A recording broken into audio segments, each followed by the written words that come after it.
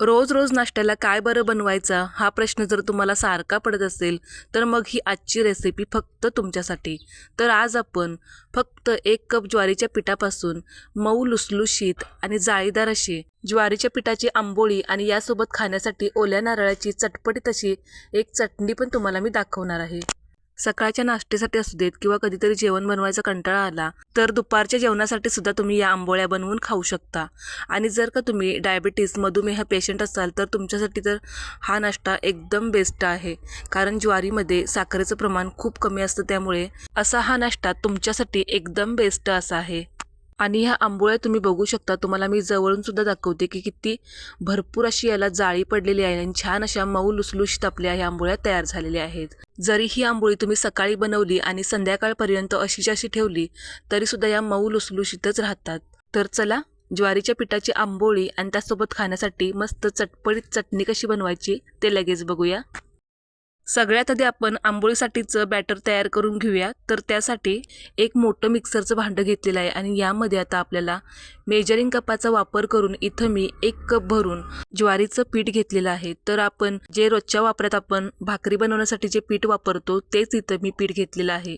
तुमच्याकडे जर असा मेजरिंग कप नसेल तर मग एखादी वाटी घ्या आणि त्याने सगळं साहित्य मोजून घेऊ शकता. पण इथं सगळं साहित्य आपण मोजूनच घ्यायचंय, मग ते वाटीने असू देत किंवा कपाने. आता हे ज्वारीचं पीठ तुम्ही चाळून घेऊ शकता किंवा न चाळून सुद्धा घेऊ शकता, कारण आपण हे मिक्सरलाच फिरवणार आहोत. कारण यामध्ये जो काही कोंडा असतो तो सुद्धा आपल्या शरीरासाठी फायदेशीर असतो.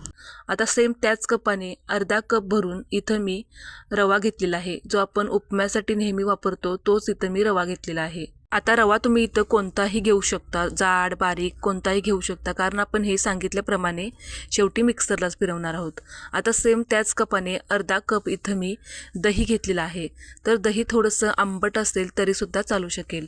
आता मी सुद्धा हे घेतलेलं दही थोडंसं आंबटच आहे.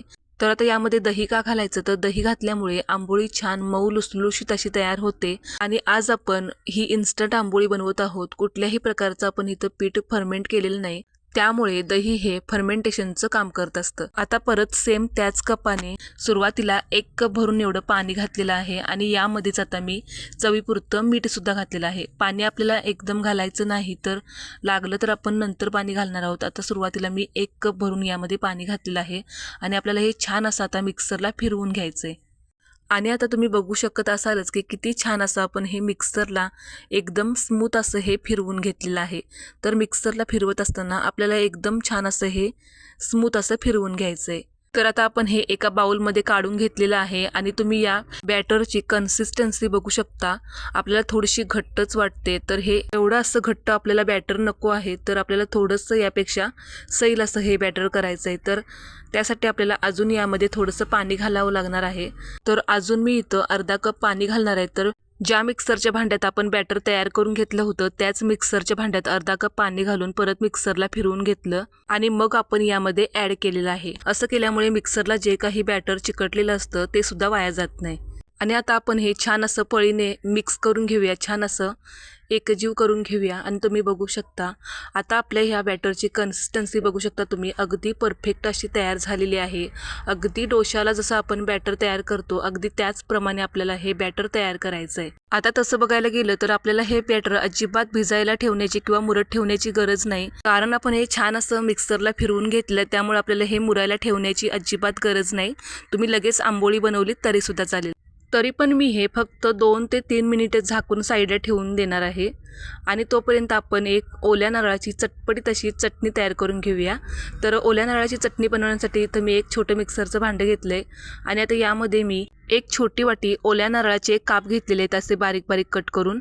तर तुम्ही या ठिकाणी ओल्या नारळाऐवजी सुकं खोबरंसुद्धा घेऊ शकता किंवा डेसिकेटेड कोकोनटसुद्धा घेऊ शकता. आता यामध्येच मी 1 मिरची घातलेली आहे, एक छोटासा आल्याचा तुकडा घातलेला आहे, 2 लसणीच्या पाकळ्या आणि एक छोटासा चिंचेचा तुकडा घातलेला आहे आणि थोडीशी कोथिंबीर घातलेली आहे. आता या ठिकाणी अर्धा चमचा जिरंसुद्धा आपल्याला घालायचं आहे आणि चटणीची चव बॅलन्स करण्यासाठी थोडीशी अर्धा चमचा इथं मी साखर घातलेली आहे. आता आपल्याला यामध्ये चवीपुरतं मीठ घालायचं आहे आणि याला आपण असंच बिना पाण्याचं पहिल्यांदा मिक्सरला फिरवून घ्यायचं आहे आणि मग गरजेनुसार पाणी घालून छान अशी आपल्याला बारीक अशी चटणी तयार करून घ्यायची आहे. तर तुम्ही बघू शकता इथं मी मिक्सरला छान अशी ही एकदम बारीक अशी चटणी तयार करून घेतलेली आहे. तर आता तुम्ही ही चटणी अशीच खाऊ शकता, पण आपण याला आज खमंग अशी फोडणी तयार करून घालणार आहोत. तर त्यासाठी इथं मी एका फोडणी पात्रामध्ये 1 चमचा भरून कडकडीत असं तेल गरम करून घेतले आणि तेल छान गरम झाले की यामध्ये पाव चमचा मोहरी घातलेली आहे, 5-6 कढीपत्त्याची पानं घातलेली आहेत आणि छान अशी ही खमंग फोडणी आता आपल्याला या चटणीवरती ओतून घ्यायची आहे. तर आता ही खमंग फोडणी आपण या चटणीवरती ओतून घेतली. थोडीशी चमच्याने आपण हे मिक्स करून घेऊया आणि आता तुम्ही बघू शकता तर थोडीशी आंबट, थोडीशी गोड, थोडीशी तिखट चवीची आपली ही चटपट तशी चटणी तयार झालेली आहे. एकदा तरी या पद्धतीने करून बघा, चवीला खूप छान लागते, तुम्हाला खूप आवडेल. आता आपली इथं खमंग फोडणी घालून तयार केलेली चटणी तयार झाली. आता चटणी आपण बाजूला ठेवूया आणि लगेच आंबोळी तयार करून घेऊयात. आता इथं तुम्ही हे आंबोळीचं बॅटर बघू शकता. तर फक्त आपण हे 2 ते 3 मिनिटासाठी मुरण्याकरता ठेवलं होतं. एकदा चमच्याने परत हे वर खाली करून घ्यायचं. जर थोडंसं घट्ट वाटत असेल तर थोडंसं पाणी तुम्ही यामध्ये घालू शकता. आता यामध्ये आपल्याला अर्धा चमचा इनो फ्रूट सॉल्ट घालायचं आहे आणि एकाच दिशेने एकदम हलक्या हाताने हे बॅटर आपल्याला 1 मिनिटभरासाठी थोडंसं फेटून घ्यायचं आहे. जर तुम्हाला यामध्ये इनो फ्रूट सॉल्ट वापरायचा नसेल तर मग तुम्ही यामध्ये पाव चमचा खाण्याचा सोडासुद्धा तुम्ही यामध्ये घालू शकता. आपण यामध्ये सोडा किंवा इनो वापरल्यानंतर आपलं बॅटर तुम्ही बघू शकता थोडंसं फुलून वर येतं आणि छान असं हलकं फुलकं असं हे तयार होतं. आता आपण सोडा किंवा इनो घातल्यानंतर बॅटर अजिबात बाजूला ठेवायचं नाही, तर लगेच आपण याच्या आंबोळ्या तयार करून घ्यायच्या आहेत आणि खूप जास्त वेळसुद्धा आपल्याला हे बॅटर फेटायचं नाही. तर आता लगेच आपण आंबोळी तयार करून घेऊया. तर आंबोळी बनवण्यासाठी इथं मी नॉनस्टिकचा एखादा तवा किंवा पसरट असा पॅन आपल्याला गरम करायला ठेवायचा आहे आणि आपला तवा छान गरम झाला की आपण यावरती थोडंसं पाणी शिंपडायचं आणि एखाद्या कॉटनच्या कापडाने छान असा आपला हा तवा पुसून घ्यायचा आहे आणि मग आपल्याला यावरती पळी ते 1.5 पळी बॅटर ओतायचं आहे आणि अगदी हलक्या हाताने अगदी थोडंसंच आपल्याला हे पळीने पसरवून घ्यायचं आहे. खूप जास्त आपल्याला याला पसरवायचं नाही. आता मी हा नॉनस्टिकचा पॅन वापरलेला आहे, त्यामुळे याला अजिबात तळाला तेल वगैरे लावण्याची गरज नाही. आता आपण बॅटर घातल्यानंतर लगेच आपण यावरती झाकण ठेवायचं नाही, तर थोडी थोडी जाळी यायला लागली की मग आपण याच्यावरती झाकण ठेवायचं आहे आणि गॅस मीडियम करायचा आणि मीडियम गॅसवरती आपल्याला फक्त 2 मिनिट खालच्या बाजूने आंबोळी छान अशी भाजून घ्यायची आहे किंवा शेकून घ्यायची आहे.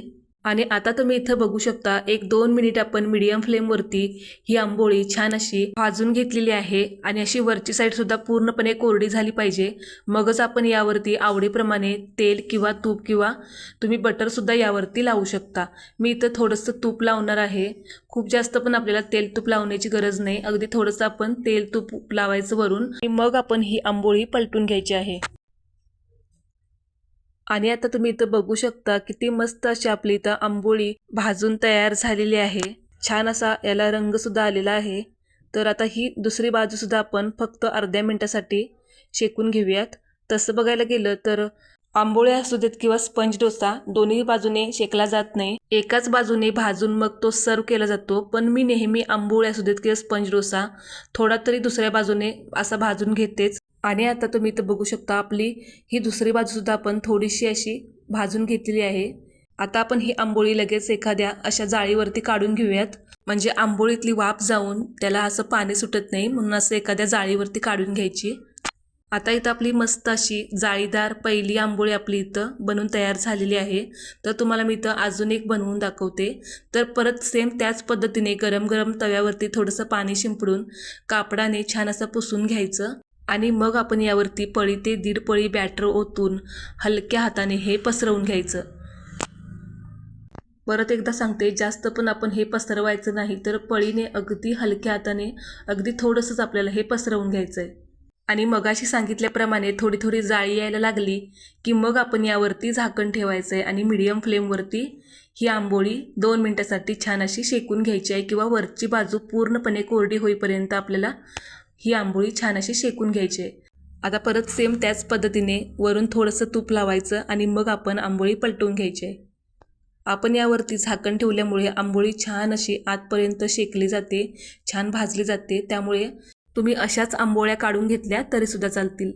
आता परत मी सेम त्याच पद्धतीने फक्त अर्ध्या मिनिटासाठी ही आंबोळी छान अशी भाजून घेणार आहे. आणि तुम्ही बघू शकता यासुद्धा आंबोळीला छान असा रंग आलेला आहे आणि मस्त अशी आपली ही सुद्धा मऊ लुसलुशीत आणि जाळीदार अशी आपली आंबोळी इथं तयार झालेली आहे. तर सर्व आंबोळ्या आपण याच पद्धतीने करून घेऊयात. आणि अशा पद्धतीने आज आपण मस्त अशा ज्वारीच्या पिठाच्या सर्व आंबोळ्या इथं बनवून तयार केलेल्या आहेत. आणि या आंबोळीचा रंग तर बघू शकता तुम्ही किती सुंदर आलेला आहे. मऊ लुसलुशीत आणि जाळीदार अशी ज्वारीच्या पिठाची आंबोळी आपली इथं बनवून तयार झालेली आहे. तुम्ही ही आंबोळी सकाळी बनवली आणि संध्याकाळपर्यंत अशीच्या अशी ठेवली तरीसुद्धा ही छान मऊसुद्धच राहते. आता ही आंबोळी तुम्हाला मी जवळूनसुद्धा दाखवलेली आहे. तुम्ही बघू शकता किती भरपूर अशी जाळीदार, रंग तर अप्रतिमच आहे. मऊ लुसलुशीत आपली ही आंबोळी बनवून तयार झालेली आहे. दात नसणारेसुद्धा अगदी सहज खातील अशा पद्धतीने आज आपण तुम्हाला ज्वारीच्या पिठाची आंबोळी कशी बनवायची हे दाखवलेलं आहे. तर कशी वाटली तुम्हाला माझी ही आजची रेसिपी ते मला कमेंटमध्ये नक्की सांगा.